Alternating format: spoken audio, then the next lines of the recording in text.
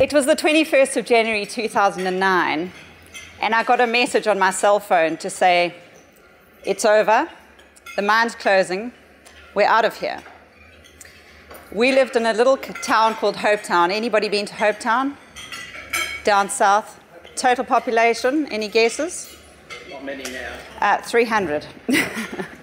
We were halfway through building a house, and in fact there's a picture of the house that we were busy building, and that's where it was on the 21st of January 2009.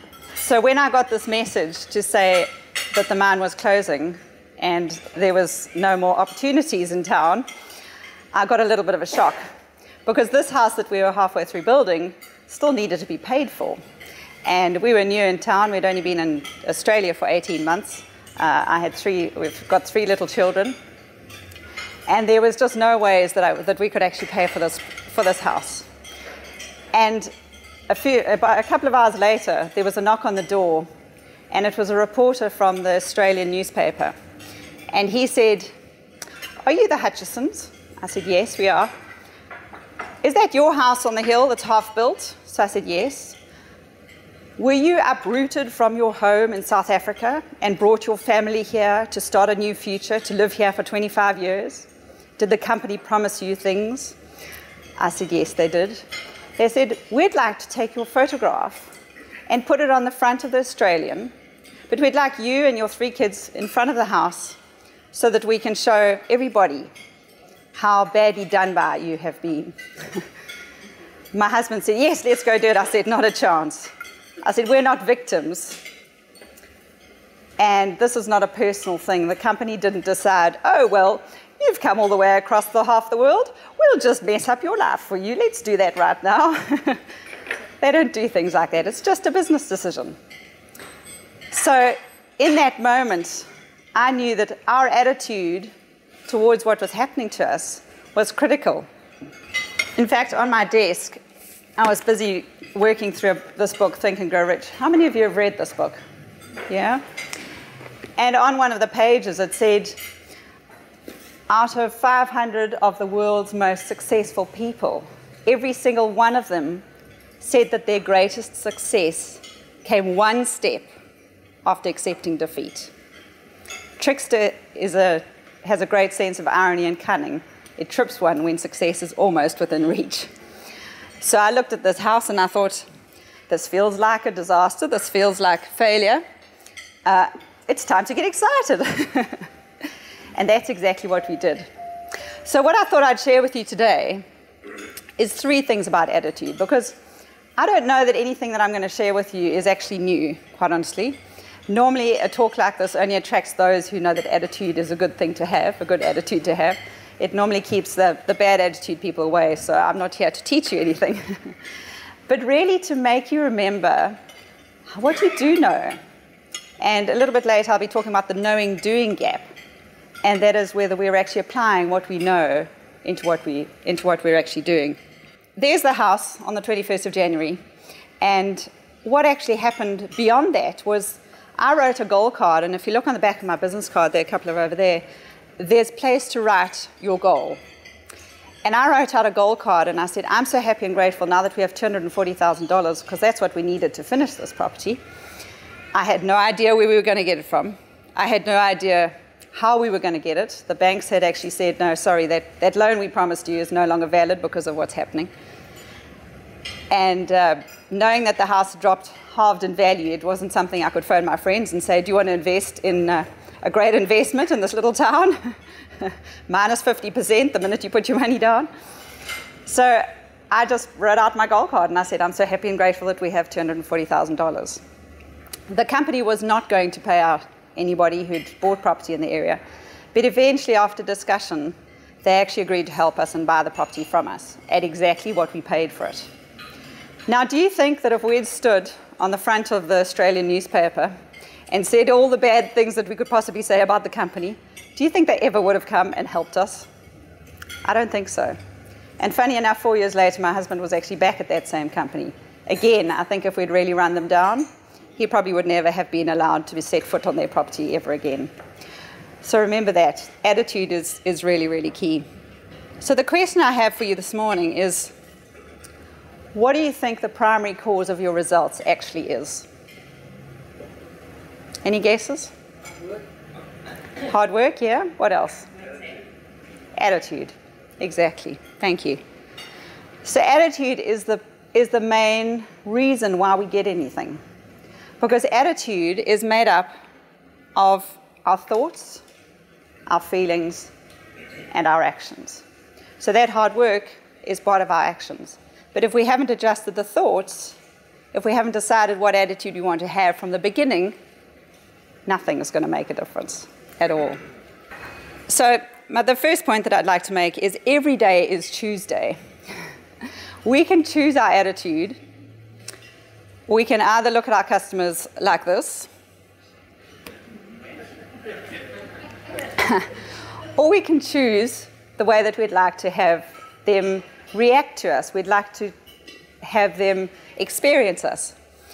I was at Harvey Norman Osborne Park in the clearance section there, and I took my box to the till, and Ernie said to me, "Ma'am, can I ask you what you'd like this vacuum cleaner for?" I said, "Oh, it's for an investment apartment we've just purchased." He said, "What's the floor surface?" I said, "It's carpet." He said, "But ma'am, don't you want something more powerful to clean those carpets if you're going to be investing, if you're going to be renting it out for a while?" He said, "Here's one that's double as powerful, but it's only $50 more." I said, "You've got a good point, Ernie, thank you." He said, "Just hold on, I'll get it for you." I paid, and he said, "Would you like me to carry it out to your car, love?" I said, "Thank you, Ernie. That would be great." How many times do we have that experience when we go shopping? I can't remember the last time somebody offered to carry something that I was perfectly capable of carrying myself, actually, out to my car. But it made a difference. Will I go back there again? Of course. Will I tell people about it? Absolutely. But you know as well as I do that your customers will probably tell the bad experience when they've had this sort of look at them more than they will the good experience. So see if you can only give your customers really great stories to share. I like to share when I have great experience. I put a little hashtag A+ Attitude Award on my Facebook, because I believe if we can share the great attitudes we experience from business, I think that's going to encourage so much more, isn't it? And that's what I'd love to see, is more of that.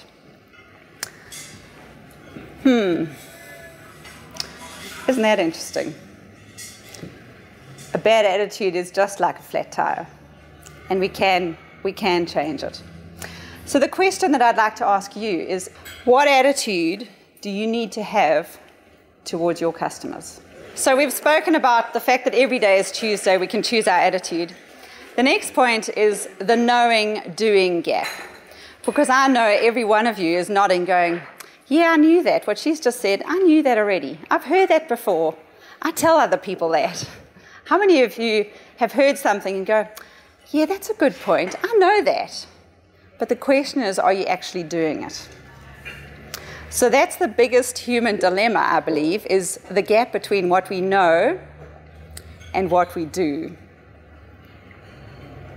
I was discussing this with my 12-year-old daughter in the car yesterday, and she said, "Mum, is your presentation ready?" I said, "Yes." "Have you done your homework, Mum?"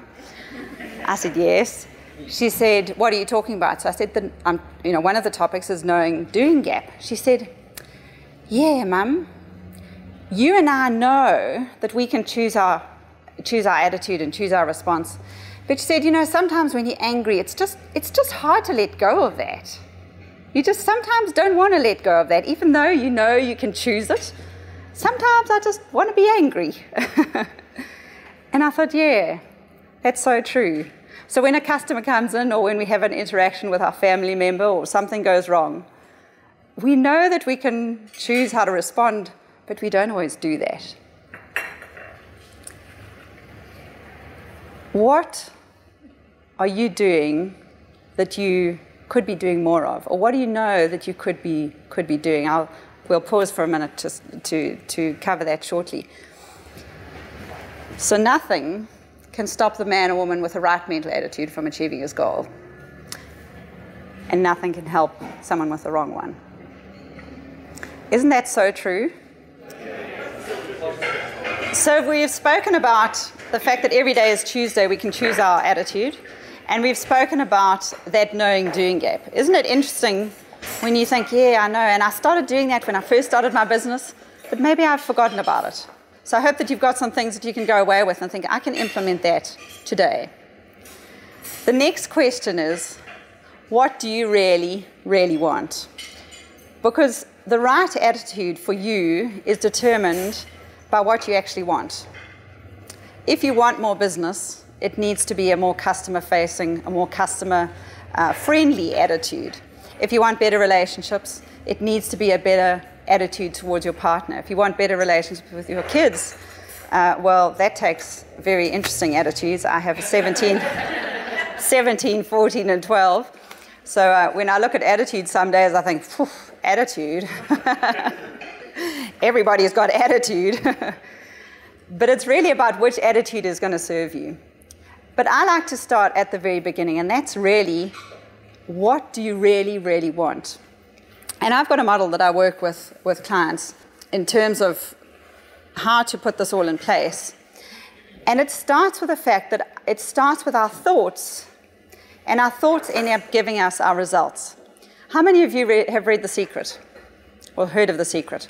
So some of the biggest critics of The Secret is the notion that you can just sit and imagine, and I'll say, I'm just going to imagine my future, I'm going to imagine lots of customers, I'm going to imagine my great bank account, and it doesn't appear. What's with that? The Secret says if I imagine it and I think about it, it's going to come. The problem is there's a bit of a gap in the middle, isn't there? Between our thoughts and getting the results. So that's what I really like to tackle. We need to be very clear on the thoughts and what we really want. And we need to be clear on the results. But there's quite a bit of work in the middle that needs to happen. So that bit in the middle, I've made a model for. And if you read it very carefully, I'm going to give a prize to the first person who picks up something amiss with the slide. Gratitude. There we go, thank you.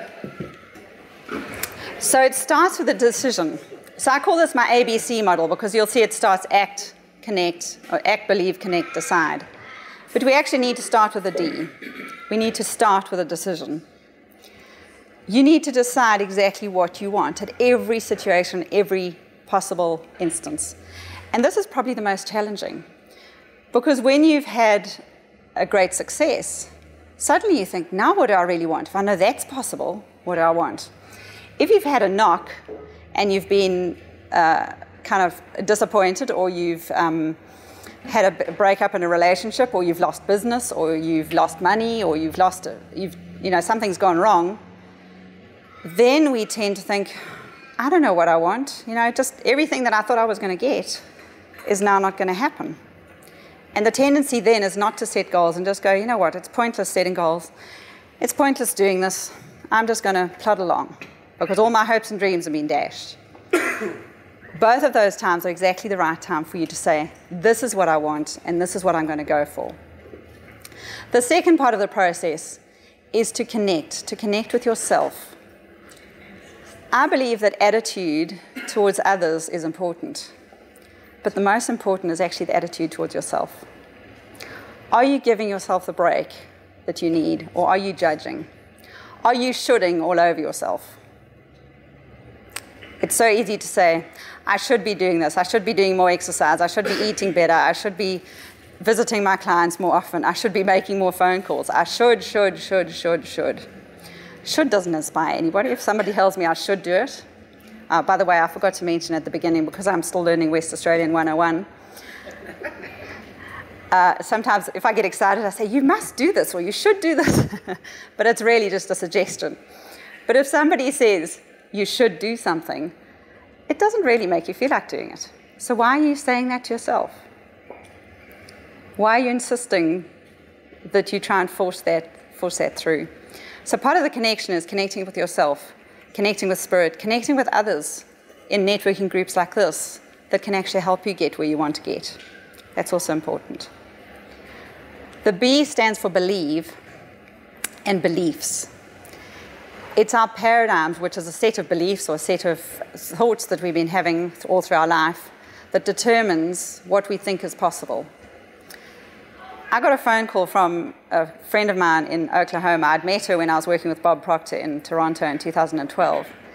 And she said to me, "You made the biggest difference on my life compared to anybody." And I said, "Really?" She said, "Yes, when I met you," she had a physical therapy practice with 13 practitioners and a very good turnover. And she said, "When I met you, I wanted to make a movie. But nobody else believed that I could make a movie. But you believed I could make a movie, and you asked me a whole lot of questions that made the difference." 18 months later, she had made the movie. And it's called Skid, and it's coming on it'll be going to the film festival in about 3 weeks' time, I think. So from not having a movie to suddenly having made a movie, because she made a decision, and because she connected with herself and with somebody who could actually believe in her and work with her. And she said to me, "I cannot wait to see what happens after working with you for a year. After just that one conversation, what difference it made, I can't wait to see." So that connection with yourself and changing some of the beliefs that you have about yourself is really, really important. A stands for action. So attitude starts with A, action starts with A. There's good reason why they both start with A. We could do all of this. We can believe, we can change our thoughts, we can change our beliefs, we can connect with people. But if we don't take the action, what's going to happen? Absolutely nothing. So that action is really, really important. And I believe all of this without being grateful or without actually reviewing what you have accomplished and what you're grateful for is probably pointless. So it's really important to review it as well. So the next question that I have for you is, what do you want to be, do, or have in 3 years' time? So far we've spoken about every day is Tuesday, the fact that you can choose your attitude at any point. We've spoken about that knowing-doing gap. And I've spoken about some ways that you can actually change, think about what you really want. You've also had a little bit of thought about what you'd really, really be wanting to do. Because I found sometimes your attitude can be affected by the fact that you may not be doing exactly what you want to be doing. So no matter how hard you try to adjust your attitude, if it's not what you really like, that attitude can come across to customers without you realizing it. Even though you think you can pump yourself up and you can motivate yourself. I love a little story that's told by a man called Zig Ziglar, who comes from Texas. And he said, you might have heard of him. He said somebody came up to him after a seminar. He did inspirational, motivational workshops. And somebody came up and said, "So Zig, I don't think motivation lasts," in his Texan drawl. And he said, "No, you're right. It doesn't last. And neither does bathing. And that's why we recommend it daily." So it's all very well to come to something like this and all be inspired, and this is great. But what are you going to do tomorrow and the next day and the next day to keep inspired and keep motivated? That's the real key determine. And I find when you're really excited about what you do and you're starting to work on some of those desires and dreams that you've had for a while, whether it's in your existing business or in something else, like Vicky that I spoke to, from physical therapy to movie making, it's about as far apart as you could possibly get. Think about what you'd really, really love to do. So I trust that I've given you enough to think about for this morning. We're on a tight timeline, and I've hoped to share with you a couple of inspiring thoughts. The next time you think, "It's over, I'm out of here," think how important attitude is in that moment. Thank you.